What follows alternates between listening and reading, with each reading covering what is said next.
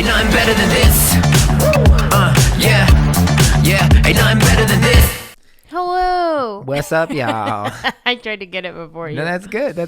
I was watching your mouth move and I was like, hello. Stop. We are here in Oklahoma City, which we were supposed to only stay one day. And we stayed 2. Only for Food. Because y'all recommended so many places to eat. Yeah. So we ate at a place called Cafe Cacao. Mm-hmm. Cafe Cacao. Latin. So somebody hit me up on Instagram and was like, you have to hit up this place, right? And I looked at the pictures like, whoa, this looks bomb. And then I sent it to my friend, Jonathan Martin, who lives here. And I was like, have you heard of this place? He was like, oh my God, that is not only the best breakfast in Oklahoma City. That's the best breakfast in the whole country. And I was like, really? Like, those are some big words you're using there. And then we went there and the window has like all their accolades in the window. Like they were in People Magazine, the Travel Channel. Travel Advisor, is that one? TripAdvisor. Yeah. Top 100 places to eat on Yelp. Yeah. So like that's big because there's like who knows how many hundreds of thousands of restaurants on Yelp, and they're in the top 100, so that's pretty big. And it was pretty delicious. It was good. The French toast was the shiz nuggets. I only had a couple bites because I was full from I prefer savory over sweet. Manny's a sweet tooth, and he likes all things sugary, and then I'm savory. Like I want salt, salsa, spice, and all of that. Yeah. So that was the first meal here. That's a little bit of our No, I was gonna say it's our personalities, but actually you could get spicy too. Yeah. That was our. Well, no, that wasn't. Where did we eat at night? The first night? Oh, the first night was Picasso's. Yes. Picasso Cafe or something That like was that. good. That was very good. But last night Jones Assembly. So Jones Assembly was last night. Coolest venue. Yep. Like, I want to come back and hang out there. I didn't know it was dog friendly. I would have wrapped bands if it was dog friendly, if I knew that. It couples as a music venue. Yep. And food was great. when we walked in, they had a big movie screen. And what movie were they playing? My Best Friend's Wedding. For everybody who doesn't know, My Best Friend's Wedding is my favorite rom-com. Probably because when I first saw it, I was in the same situation as she was. Where I was, my best friend at the time, I really was in love, but And she didn't like you back? no, she liked me back. She just was a talker, not a doer. Oh, she wasn't trying to do you. No, what are you talking about? Like, she talked about dreams that she wanted to do, but she didn't do them. And that didn't. I can't be with somebody like that. Yeah. You know that. That's one of my biggest pet peeves is people who just say they want to do stuff and they never do them. Yeah. I hate that. That's one of the main things what attracted me to you. Tell me again. Because you told me you were being something, then you were actually doing it. You told me you're a comedian, that you're out here trying to hustle and make it in LA as an actress, and that's exactly what you were doing. So I thought that was so dope. And guess what? Still trying to make it as an actress. Both of us. We still trying to make it. I love that, though. At least we're not talkers. Yeah, we're dreamers. Dream. We gotta work on our harmony. No, I think I was right. I started it though. I know. I went above you. Okay. Wait, so also that was not the only food we had. I stopped at a Vietnamese place because I had a fan hit me up and be like, Oklahoma City has the second largest Vietnamese population outside of Vietnam. And you have to go try our Vietnamese restaurants. And this one here was written up in the New York Times. So I was like, what? She sent me the article and everything. I was like, heck yeah. So I went to that Vietnamese restaurant. It was delicious. I went by myself, just sat there, ate my pho, slurped it all up. It was so delicious. But then I was thinking about it. I was like, second largest Vietnamese population in the U.S.? I don't think so, because I know San Jose is number 1 because that's where I came from. Hey, you know what I mean? But then I know LA, like Orange County area down south, also has a big Vietnamese population. So I was like, what do you mean? So I started Googling. Turns out that was a lie, because number 1 San Jose, number 2 Orange County, number 3 Houston, number 4 somewhere else. They not even in the top 5 Oklahoma City. But the restaurant was still good. So congratulations for being written up in the New York Times. It was delicious. I approve. And you know, our what was our slogan? Oh, yeah. I forgot.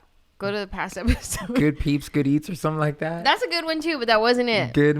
We want find good peeps, good eats, good vibes, good dives. What was it? Good food, good dudes. I don't remember what it was. Something to do with good people and good food. But it rhymed with food. Something about meeting good people. Like, meet good. I don't know. Shoot, we got to go back to that last. Oh, find people that are good people.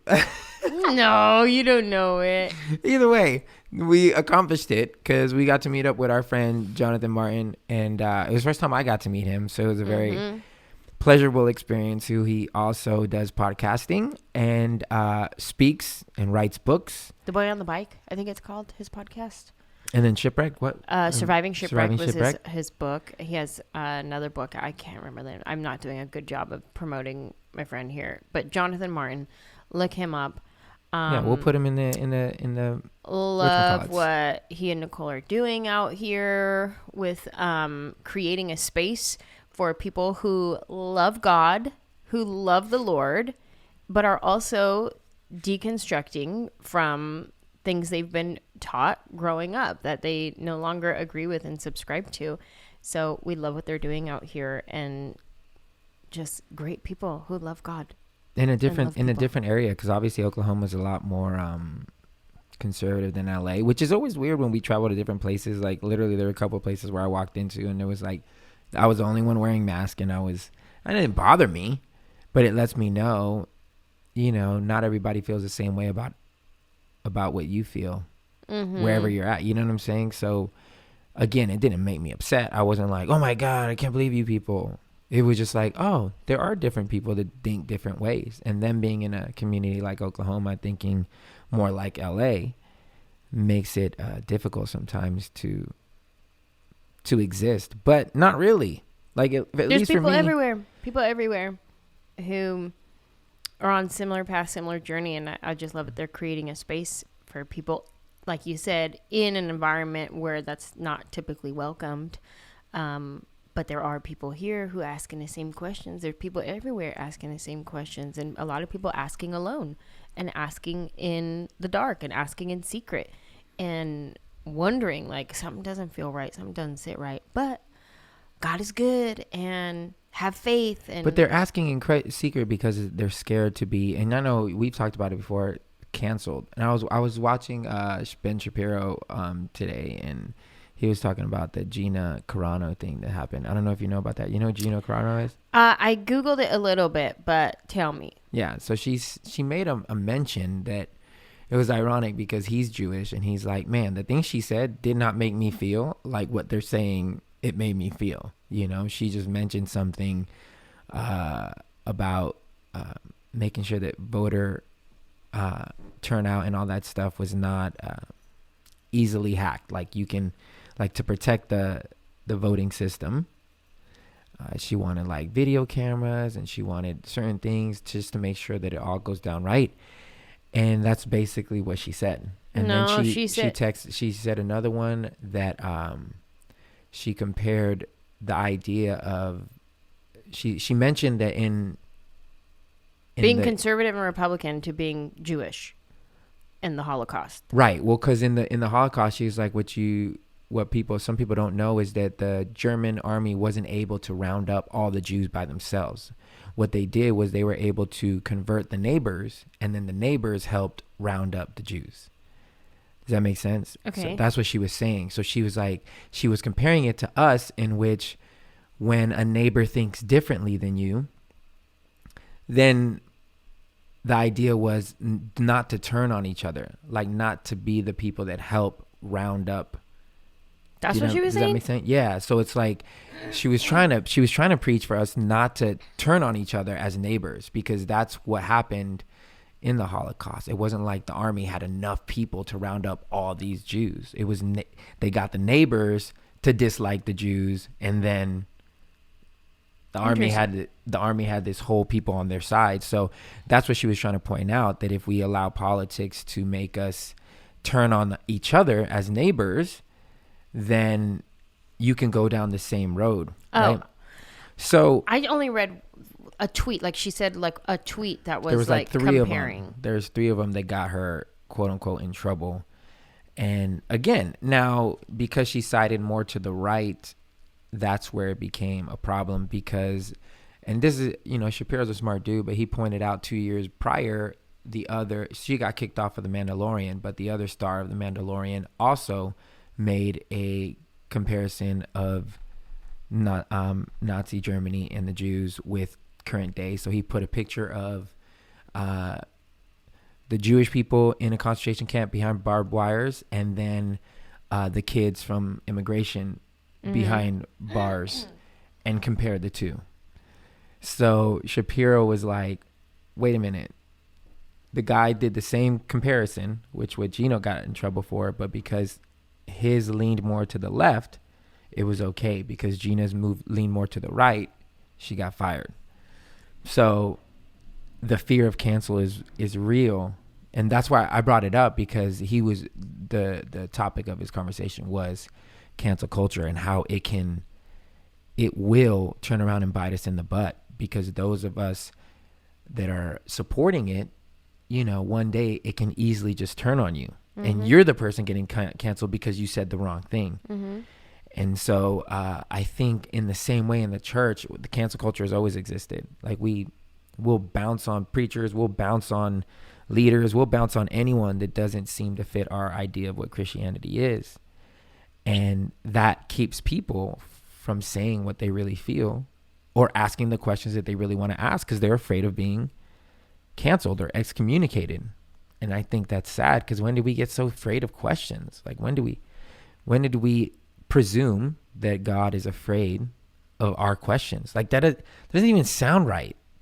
God, all-knowing, who understands that we're finite, who created us, is afraid that we have questions about him or how things work or how things are translated.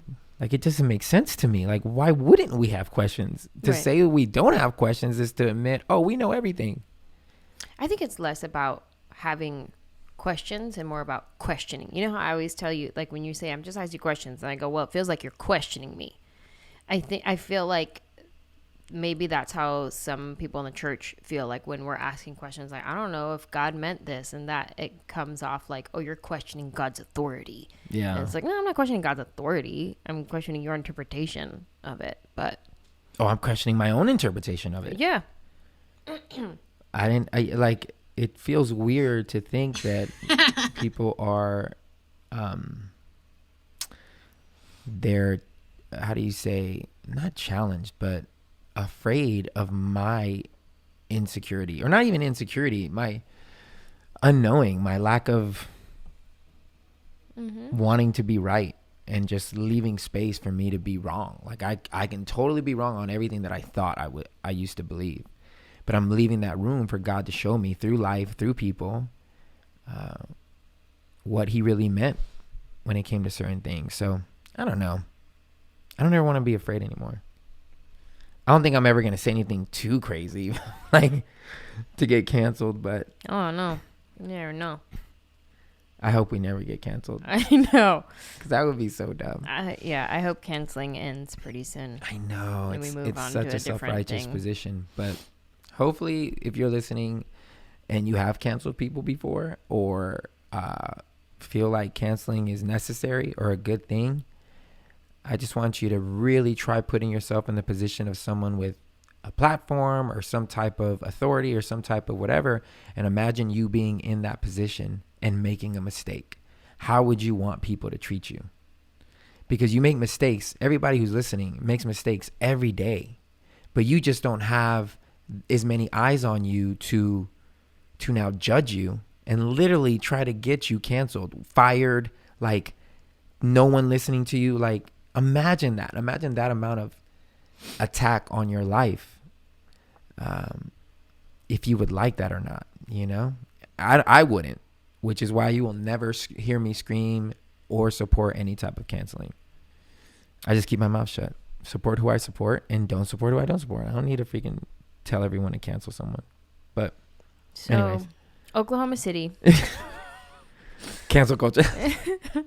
Thank you, Oklahoma City, for good food. Thank you for good times with Jonathan. Good people, good food. Good eats, good Meats. meats. I don't remember what it was. Man, I'm going to have to But we listen came back. up with like a lot of good ones right now. And we're headed to Good vibes, good dives. That's what Good- I have. we're headed to Little Rock now. And trying to get to Nashville by Thursday. Mm-hmm. Because my queen got another audition. I got an audition that I got to do on Friday. So I want to get to Nashville by Friday. And do I my think she's going to be audition. real great, sweet pie. Okay. All right, we love y'all. Bye.